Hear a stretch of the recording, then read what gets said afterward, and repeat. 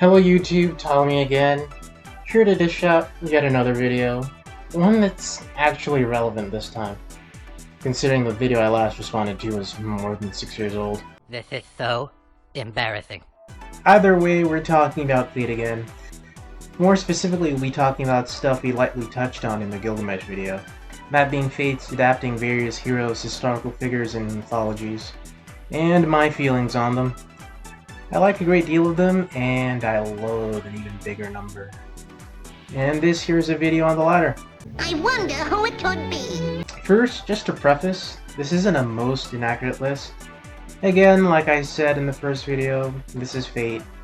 It has always and always will be inaccurate when adapting things from the past. I'm just pointing out which adaptations I find to be especially awful. A good example of one I like is Gil. Yes, he's not a 7-foot-tall man with rippling muscles, curly hair, a strong beard, and overwhelming physical strength.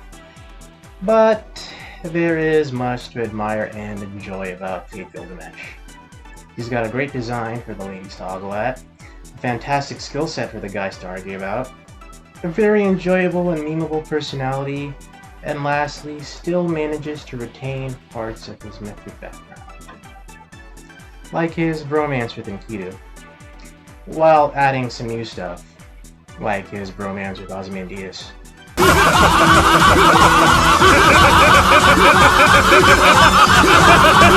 With that being said, let's waste time paying attention to the things that I hate.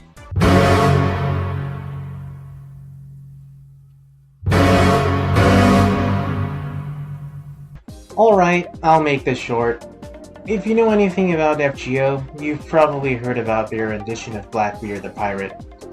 The famous Edward Teach, who spread fear, terror, and mayhem across the Atlantic in the golden age of piracy. The greatest pirate in history, in fact. Well, if you didn't know, in Fate, he's actually an otaku. And honestly, I'm over it. Really? Not that this interpretation isn't, Garbage. it is, but there's so much nonsense since that Blackbeard being portrayed as a living, breathing joke is tame by comparison. Like even right now, I honestly have more of a problem with him casually saying God isn't real inside Drake's interlude than I do with him being an absolute joke. And yes, people projecting their 21st century atheism onto people from the past has and always will be cringe. It's cringe when Ridley Scott does it, and it's cringe in FGO. But I'm belaboring on this point. Yes, get over it! Blackbeard had the potential to be a truly great villain in the Nasuverse. I could easily see him being a demonic pirate captain commanding crews of monsters, like say Davy Jones in the Pirate of the Caribbean movies.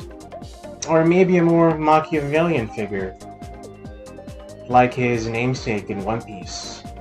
But no, we get a lunatic crying about doujins and perving on women with the bodies of little girls. It's just so sad.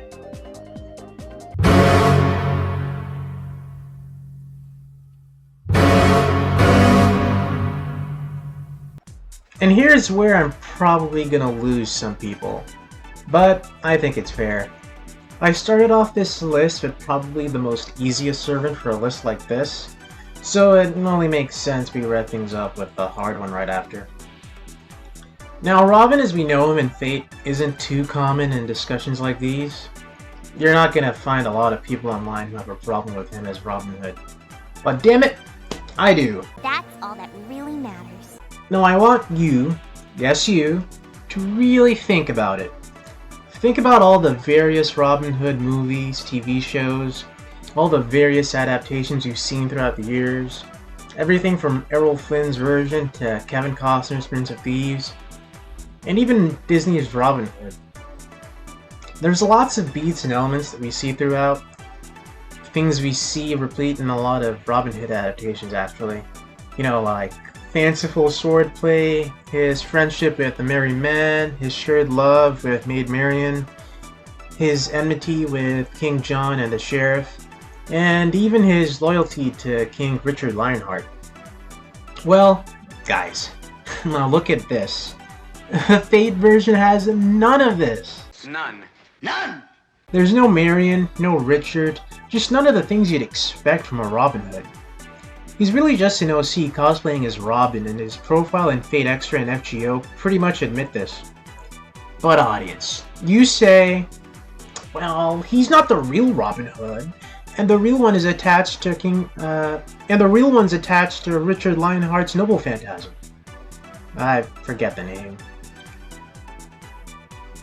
Well, I'm sorry for being so demanding, but if you're gonna call yourself Robin Hood, and you're the only Robin Hood with any kind of story presence, and you're featured in all these video games and anime, I'd expect you to, I don't know, be Robin Hood? Like, imagine a character calling himself King Arthur, and he doesn't have Excalibur, knows nothing about the Knights of the Round Table, thinks Guinevere is some kind of weird Flemish dish, and can't even place Camelot on a map. Would that be okay? Not okay! And considering they're both two of England's most famous legendary heroes, I think the comparison between Robin Hood and Arthur is apt. I'll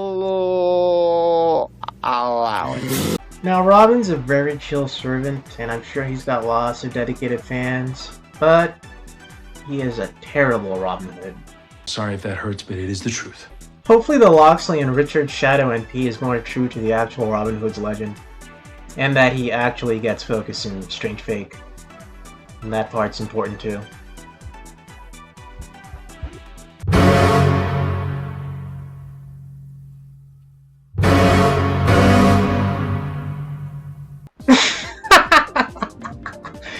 It's just so fucking stupid.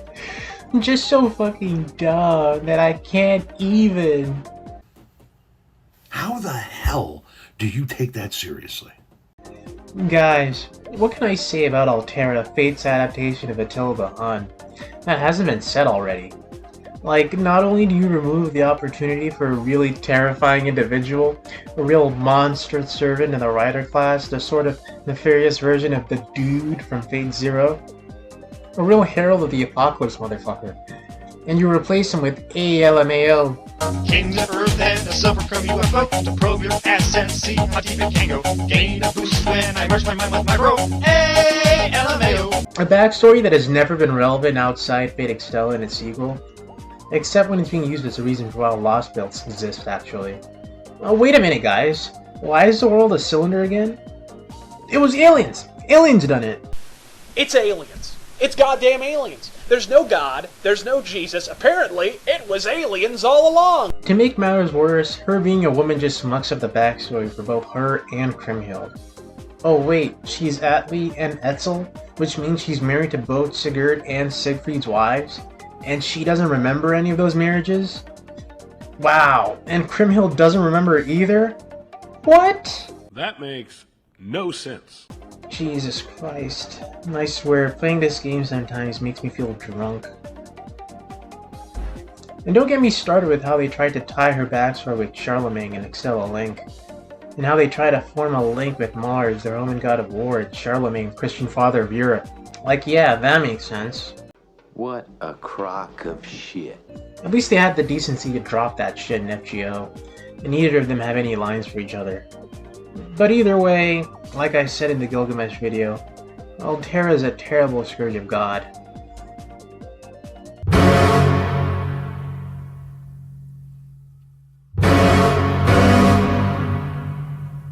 I'm sorry guys, but there's no jokes or laughs to be had here. What Type Moon did to Fionn McCool is straight up diabolical. Irish mythology, unlike Greek or Norse mythology, isn't very widely known. In fact, I bet good money most people can't say 5 Irish gods off the top of their head, like they can for the Olympians or the Aesir. Lord knows I can't. I'm just being honest. But Fionn is a big deal. In fact, a very big deal. Arguably the biggest deal in his whole mythology. It's either him or Cumhaill. And while Ku in Fate has a base form, a magic form, a monster form, a child form, and even a form where he lapses Odin for reasons, Fionn has one. That's not fair. It's not fair. So right off the bat, we know he isn't exactly getting equal treatment. And Typhoon has an obvious bias on whose island's best and greatest really is. which is fine. I'm not saying they both should have an equal amount of servant versions, but what is damning though is his story treatment, as well as his power level and skill. When I say Fionn is Irish Heracles, I mean he's pretty powerful. In his stories at least. Like, I mean, he's fighting fire-breathing monsters from the underworld, he's fought dragons, but in Fate he never really comes across as a cut above the rest. Just your standard, better than average servant. It also doesn't help that for the most part, he's played for jokes. Made worse by the fact that one of his skills is an actual joke. That beauty skill or whatever. Very underwhelming, I'd say. But the question of why Ku is so well wanked by Type Moon while Fionn gets the shaft. This relates to two other servants, as well as something I'd like to call first come, first serve. First what? Basically in Fate, this means that whenever a figure from history or mythology is made a servant first, they become the figure that their entire mythological system warps around. Meaning if, say, a servant from Egypt is made, he thereafter becomes the greatest, the most specialist, and the most awesomest servant in their country/mythology. Another easy example besides Ozymandias is of course Arjuna and Gilgamesh, and how moving forward from the original Fate Stay Night, they become the most importantest thing in Britain and Babylon respectively.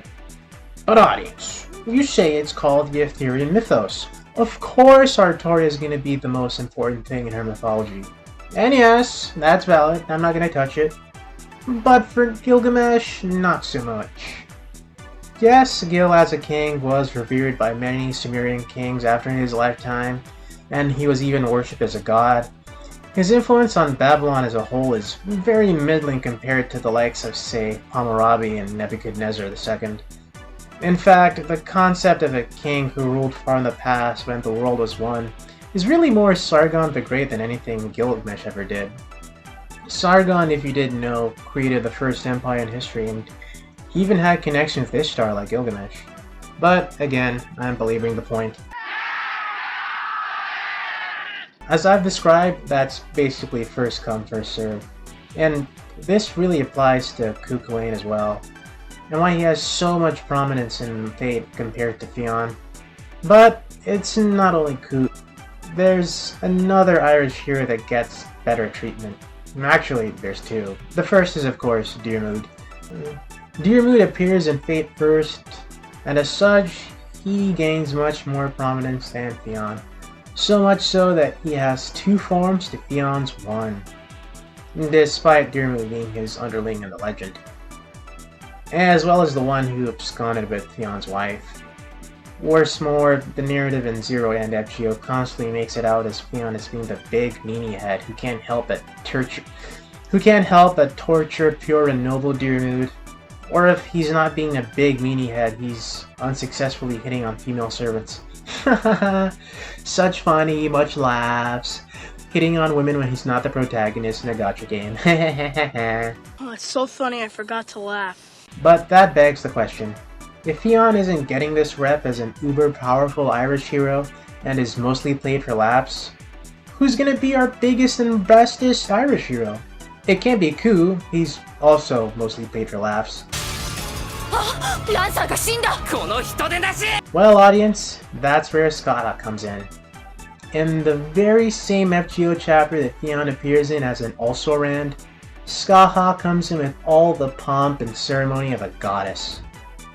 Ku sucks her off something fierce, Mash fillets her to almost no end, and Dr. Rowan can't help but finish up after that. It's absolutely disgusting.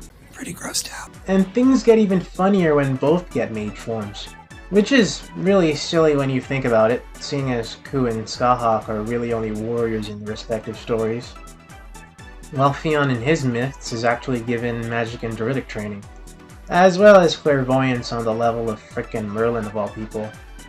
And yet, he has a B-rank magecraft skill, while they have fully fledged casters and graphs, while also having Scandinavian gods shoved up their asses. That also further enhanced their magic. Oh yeah, but I also mentioned they can use Scandinavian runes. Not only as casters, but as lancers too! What the? is some bull. Treated as either an asshole or a joke, not very notable combat-wise, and in all his 9 years of being a servant, has 0 outstanding feats. It's all rather uncool for a guy who literally has cool in his name, don't you think? Yeah, it is sad. But I will say some of this has been rectified. Type Moon, God bless them, has heard the noise about Fionn and has gone to some lengths to rectify this garbage.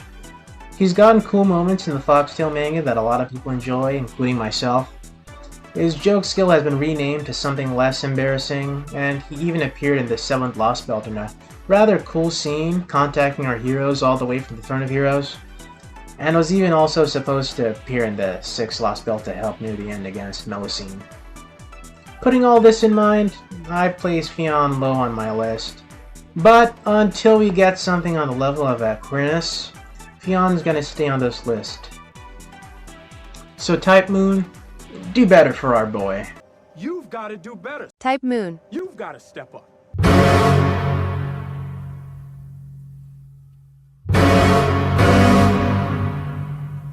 Now, while Fionn in Irish mythology isn't very widely known, you'd be hard-pressed to find someone who doesn't know who Julius Caesar was. I mean, for God's sakes, the man's last name is a synonym for king or emperor. He was a reputable genius who was just excellent at basically everything he put his mind to.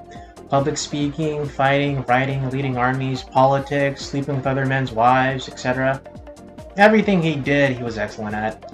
He conquered Gaul, which is basically modern-day France and Belgium, won the Roman Civil War, defeating Pompey Magnus as well as the rest of the Optimates in a series of battles spanning across the total of 3 continents, and ruled Rome as dictator before ultimately being assassinated by his political enemies. Basically, Caesar was the man. And how is he portrayed in Fate? Well, hang on to your assholes. A fat Dumbo motherfucker who sometimes spins like Sonic the Hedgehog. Audience, how did we go from this Chad to this Chungus? Well, this again goes back to first come, first serve. Nero is the first Roman servant, so everything revolving Rome has to revolve around her. Meaning we can't make servants that take away from Nero's shine, especially those more accomplished than her in her own cultural sphere. As such, Caesar has to be made out to be a fat loser who's only there for fat jokes involving Cleopatra, and reminding the audience just how wonderful Nero is. Did I mention he's fat? Man, was he fat. So fat. And guys, this is no joke. I still remember playing September in 2017 and just being utterly baffled by the dialogue. Alexander the Great and Julius Caesar filleting Nero of all people was just absurd. And it doesn't stop at Caesar too. Everything revolving Rome and Rome adjacent has to suck that blonde off, no matter how little it makes sense. Caligula does it, Romulus does it, Charlemagne of all people, Charlemagne again? This is crap! And considering how wide and extensive Rome's history is, having it focus on one Julio-Claudian emperor and not even the most famous one at that is entirely disappointing. The Roman Kingdom era doesn't matter besides Romulus. The Roman Republic and all the wars with Greece and Carthage, fucking Hannibal, doesn't matter. The late Republic, Caesar's fat and unimpressive. All that matters is the Empire, and the only thing that matters there is Nero. Hooray. At least Nero has a body I like to feed Taco Bell to. And by Taco Bell I mean my and by feed I mean... Boy, that escalated quickly.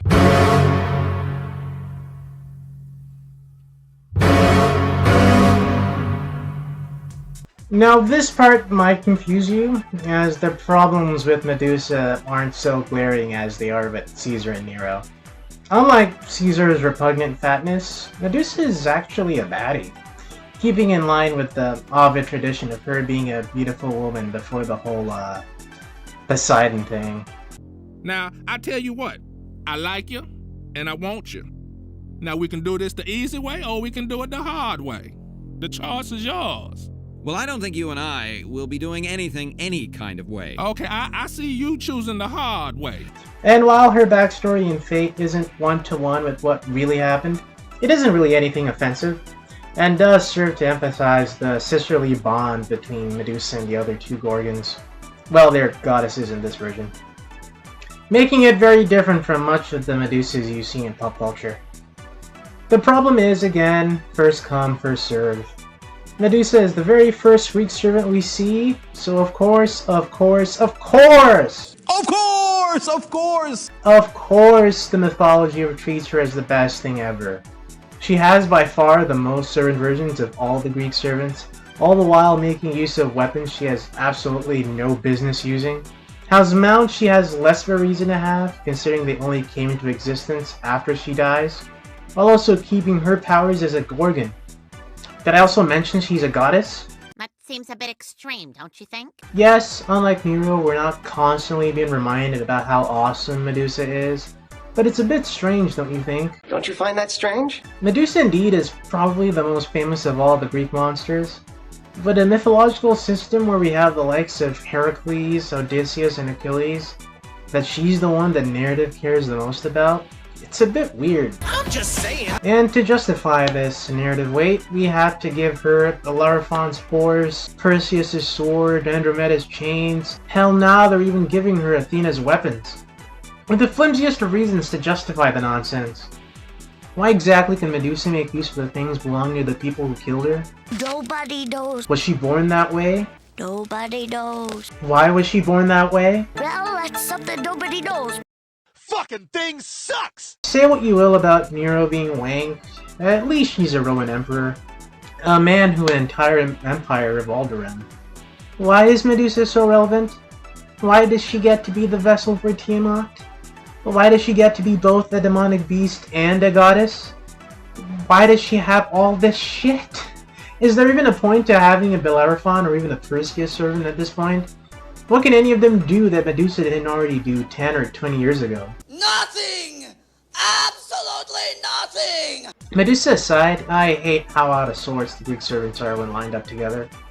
If you didn't know, at a certain point, Greece and Fate moved from high fantasy to space sci-fi, and the results have been fucking awful. Some Greek servants, especially those released before the Greek Lost Belt, look like something out of a JRPG, while those that came after look more Saint Seiya than anything. And while some have costumes that can let them be either depending on the situation, most don't, making the whole thing look like a mess. I mean, look at the Knights of the Round Table and look how clean they look when they stand next to each other. They look like the final raid in an MMORPG right before finding their king, the final boss.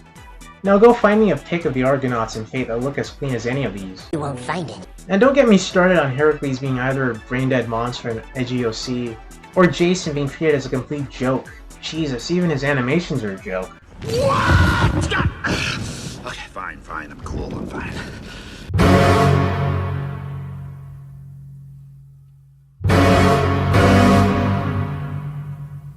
If you've been playing FGO for a long time like myself, you tend to pick up a few notable aspects of the game.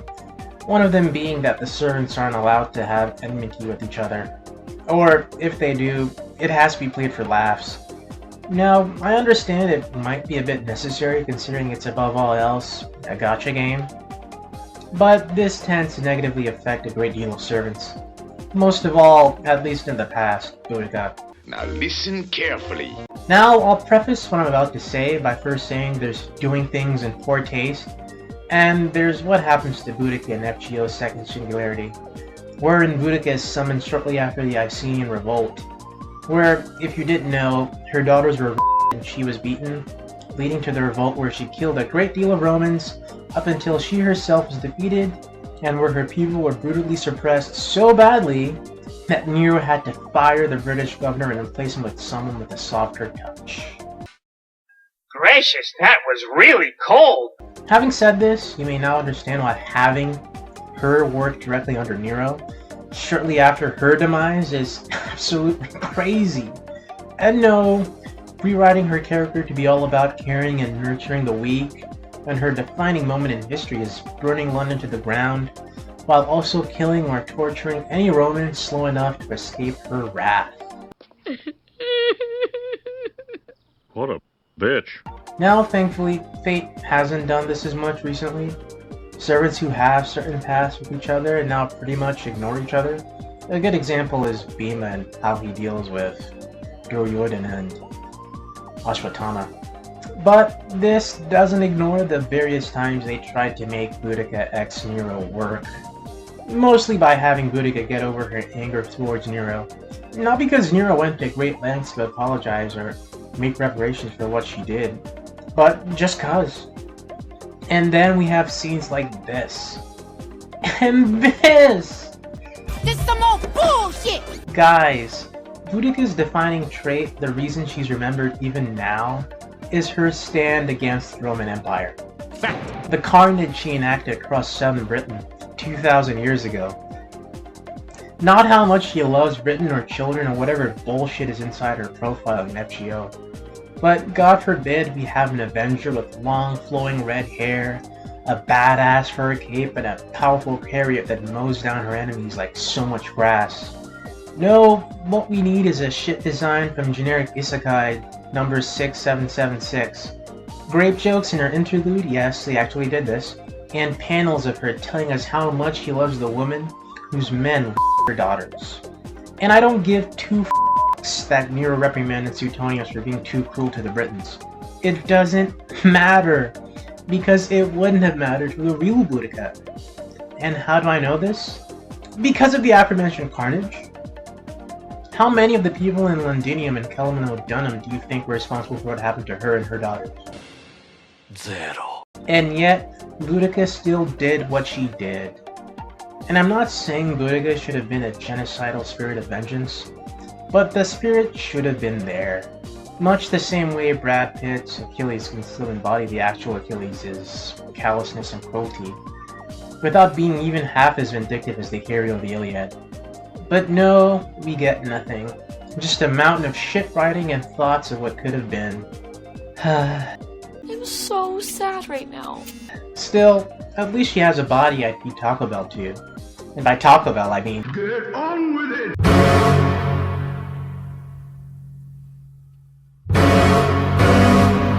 And that's a fact. You know how I just said Achilles from Troy embodies the spirit of the real thing? Let's just say the one from Fate sucks and be done with this whole video.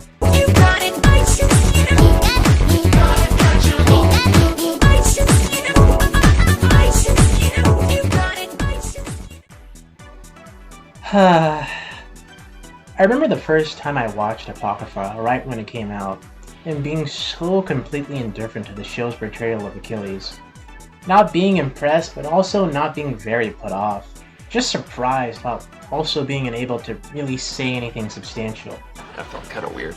Sometime later, I came upon an article and it so perfectly encapsulated how I felt at the time that reading it felt almost like a revelation from heaven. It was better than sex. It was so good, in fact, that I feel compelled to read it to you. There's nothing I can say can better reflect my feelings on the guy. So go ahead, AI, read. It's time for another one of those really famous guys, so let's just get it out of the way that Rider of Red doesn't have much in common with the Achilles of the Iliad. Unlike Mordred or Atalante, the specifics of Achilles' personality were pretty well recorded, and it wasn't like this guy at all. The Achilles of the Iliad was a moody prima donna who coolly annihilated his way through an entire battlefield's worth of mooks, while Rider of Red is a big excitable bro who comes across like a less memorable version of Fate, Stay Night's Lancer. He's probably my least favorite interpretation of a legendary figure in Fate, Apocrypha, mostly because he wastes the potential of a very fertile legend. In the end, Achilles' victory is accompanied by a sense of melancholy and the high cost of his chosen way of life. This melancholy is just not present in Fate Achilles at all. He just seems like kind of a bro who has a mildly relevant rivalry with the Archer of Black, Chiron. Achilles is a fake because I'm 99% sure he's not the real Achilles. I think that the Grail got his data mixed up with a frat boy named Chad, normally of the quarterback class, and didn't bother to fix this mistake. I realize the actual intent probably has to do with him being a fake immortal, but that's my story and I'm sticking to it. Piss off, Chad. Again, like most servants, Achilles isn't exactly accurate.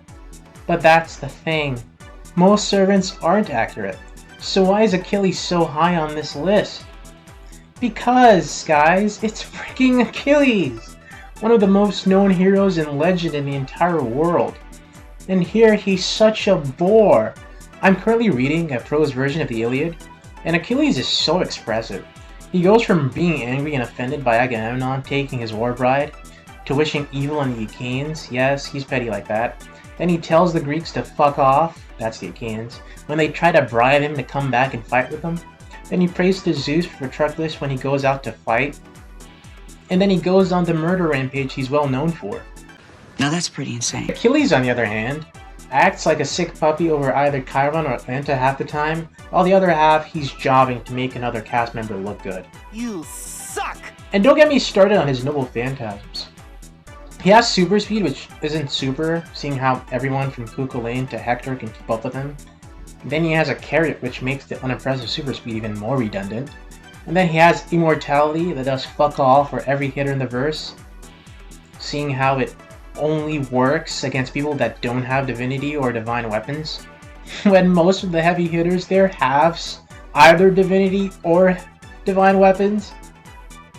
And finally, he has a dual field that his opponent has to agree on, or else it doesn't work. What the? It's terrible. It's just terrible. Now I can go into more detail about this shit carrot, like his armor looking like shit compared to Chad Odysseus's, or that his weak pointy stick And my limpy, pointy looks crap compared to Karna's glorious Vasavi Shakti, or how he's cordial with Trojan servants enough to summon freaking Hector, or how his profile doesn't even mention fucking Patroclus. Wait a minute, are you kidding me? His profile doesn't even have the primary reason the Iliad's climax even happens at all?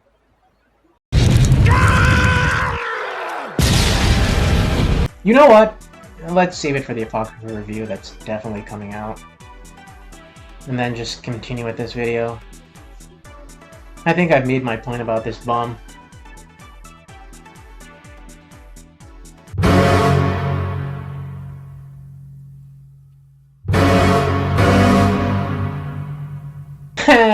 You probably thought it was going to be another Greek servant. But more seriously, Arjuna's portrayal and really the Mahabharata as a role in Fate goes from downright disgusting to absolutely infuriating at times. Is that bad, huh? So, what's so bad? Well, this involves something I've already mentioned. Again, it's first come, first serve, and this time it involves Karna. Karna appears first, and as such, is the sun which the entire Mahabharata and much of Indian mythology and fate revolve around. And considering Arjuna is Karna's rival, where does that leave him? If you didn't know, Arjuna is the actual main character in the Mahabharata. The story first starts off with his family's backstory before following him and his brother's adventures, much of which involved them trying to avoid Duryodhana's various attempts at killing them for the throne of Hastinapur. They're all princes. And yes, Karna helps in most of these attempts on Arjuna's life. But you won't know that in Fate considering how saintly he's depicted. Nothing. He did nothing wrong. In the Mahabharata, Karna is a charioteer's son, made king by Duryodhana. He spends much of his time on the page absolutely obsessed with the idea of killing Arjuna, simply to prove that a charioteer's son can be a capable warrior. While Arjuna really couldn't care less about this also ran, especially considering the other things he, his brothers, and his mother have to deal with just to survive. Like their wife being repeatedly kidnapped sometimes, by forces loyal to Duryodhana and Karna, or being worried about being eaten by demons. In fact, considering how much time Arjuna spends in the woods, and also all his years of exile, he actually spends less time in the palace, while Karna spends much of his time in the Mahabharata lapped in luxury. Makes you wonder who the real awarded hero really is, don't you think? Gets you to thinking. And let's not forget who has more MPs now. Come on! Putting all that into perspective, how is Arjuna in Fate? Well, he's a sociopath who has trouble dealing with people's expectations of himself as a hero. Because in actuality, he's a sick and twisted individual who's hell-bent on murdering people and causing as much destruction as he possibly can. I know, right? Very accurate to the myth. They're kinda the same thing. Now, I understand they really wanted Karna to be the good guy in this pairing, unlike in the actual story. But still, you gotta admit, making Arjuna calculate like a madman while you're leveling him up is very definitely a choice. これでこそ私。これでこそアルジュナだ。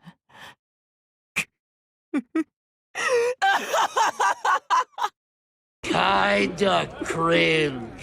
But, to be fair to Type Moon, this pants-on retarded plot point has been quietly forgotten, and Arjuna has been much more mild-mannered since, and he does have his moments. Like Fate Extella, for example. In fact, I think his battle with Karna there is probably the best scene in the entire game. I like it. So why is Arjuna so high on this list? From everything I've said, he just seems like your typical Fate depiction of an ancient hero. Not too dissimilar from Heracles or Jason. Well, and this involves the person at the top of the list too. It's the fact that so much that should matter to him doesn't.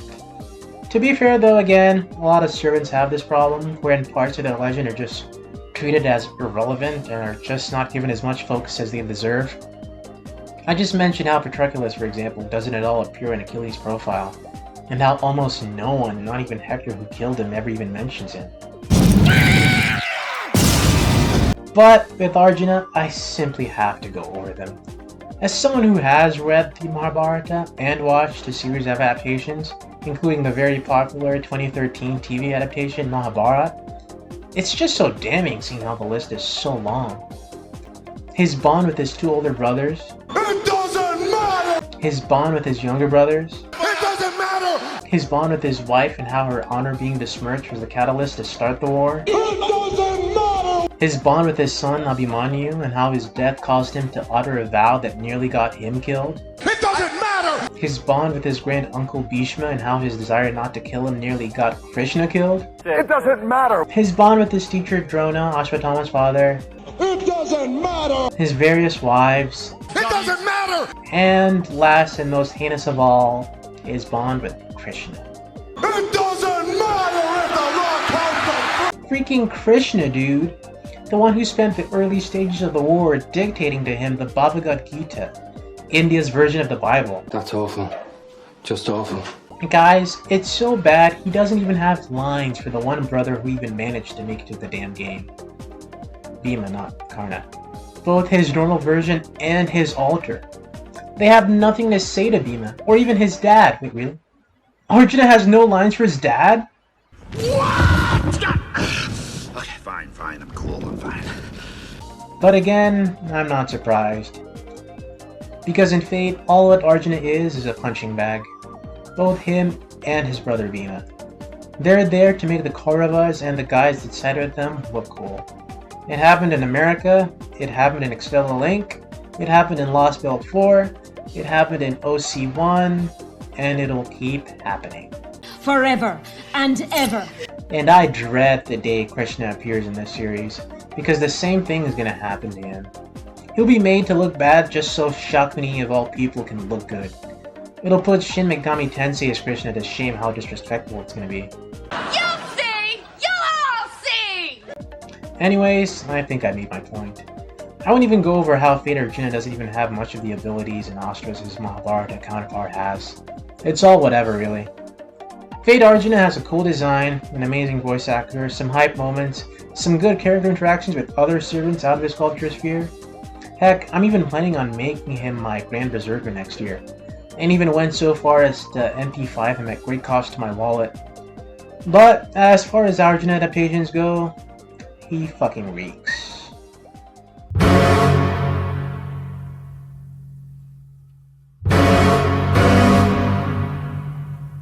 Guys, where do I even start with this? On the subject of Fate's adaptation of Theseus, it's not a matter of what went wrong. It's a matter of what went right. Which is easy to answer, by the way.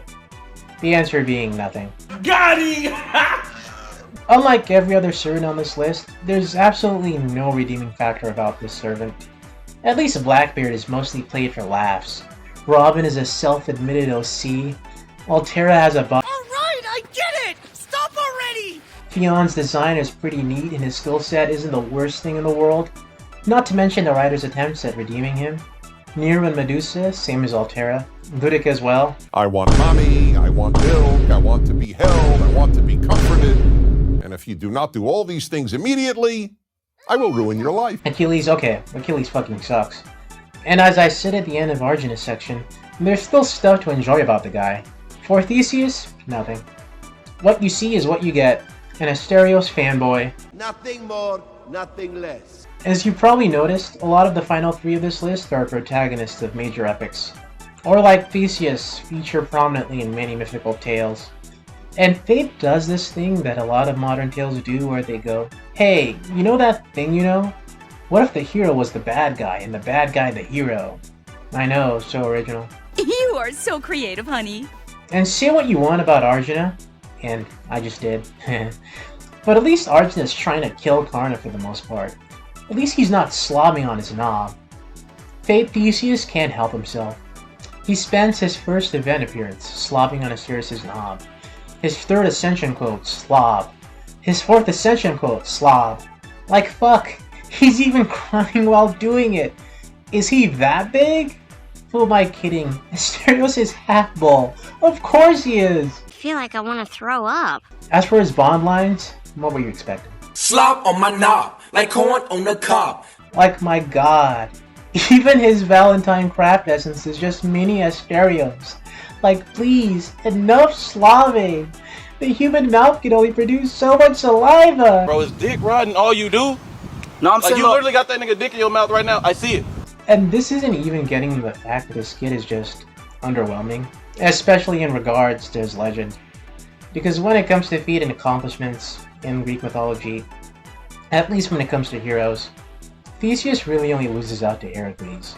But while Heracles in Fate is portrayed as an indomitable hero capable of tanking with help a blast from Artemis in her divine form, Theseus is mid. Even by Greek servant standards, honestly. Two of his skills are just really good reflexes, and the last skill is vague in how it operates. As for his two NPs, not only are they vague, but they're also low ranked. Lame, lame, lame, lame, lame! Kid aside, his design is shit.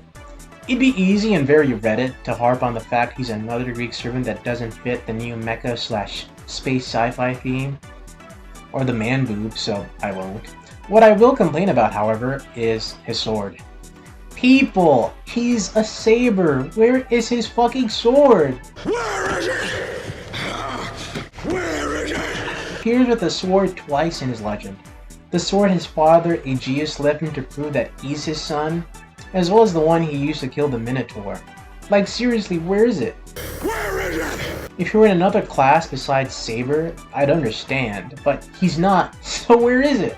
Where is the codex? I suppose this is the part where I add some positive traits.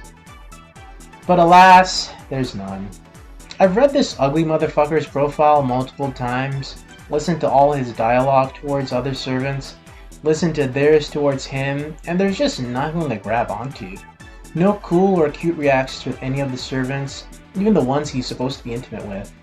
Worse more, like Arjuna, he has the same problem to where nothing from his original legend matters to him. Don't believe me? Let's go over them. His earthly father Aegeus, barely mentioned. His other father Poseidon. It doesn't matter! His wife Hippolyta. It doesn't matter! His son Hippolytus and how he got him killed due to his second wife's jealousy. It doesn't matter! His best friend Pirithous and their battle with the centaurs, and how they tried abducting Persephone, only to end with Pirithous being trapped in the underworld forever. It doesn't matter! His kidnapping of Helen of Troy and how she was rescued by her brothers, the Ascuri. It doesn't matter! His friendship with Heracles and how he saved him from the fate he was supposed to share with aforementioned Pirithous. It doesn't matter! Medea and how she tried to kill him when he reunited with his father. It doesn't matter if the rock has the... None of it. Not any of it. None of it matters. And yes, I know his fate backstory has changed to where he never really met Medea, he never married Hippolyta, and he's not even a son of Poseidon. But that's the thing. At what point is Theseus even Theseus anymore? We've taken so much from his legend, whether it's his divinity, his familiar relationships, his marriage, that we're not even sure if he's the same man anymore. Or is he still? Get it? I'm doing like a Ship of Theseus thing. Get it? Just get to it already! Overall, it's just a really damn shame. Everything anyone would look forward to in a Theseus servant is nowhere to be found in this guy. How would he react with Orion, a fellow son of Poseidon? Oh, they're not brothers. How would he react with the Dioscuri, seeing how he kidnapped their sister? Oh, he never abducted their sister. How would he react with Apollo and Heracles, considering their adventure? Oh, fuck it. You get the point. Fate Theseus sucks donkey dick out of a goat's anus. And that's a fact. In conclusion, my feelings about Fate adaptations are mixed. While I do enjoy a great deal of things, like making Gilgamesh this collector of weapons a la Final Fantasy Gilgamesh, and making the Pharaoh of Exodus the end-all and be-all of all pharaohs capable of chucking pyramids like Dio chucks construction equipment, a great deal of these adaptations and interpretations leave me rolling my eyes out of my sockets. Still, I do enjoy a great deal of the servants I mentioned in this video. In fact, besides Theseus and you know, him, I probably love everyone in this list, and at various points tried to get them in my Chaldea, though I utterly refused to roll for Saber Medusa, on the count of her having Athena's powers being incredibly stupid and cringe. Thanks for watching, and please look out for my next video, which may or not be Fate related. Ptolemy, oh! Girl, girl. I call you dude 'cause I don't know too many.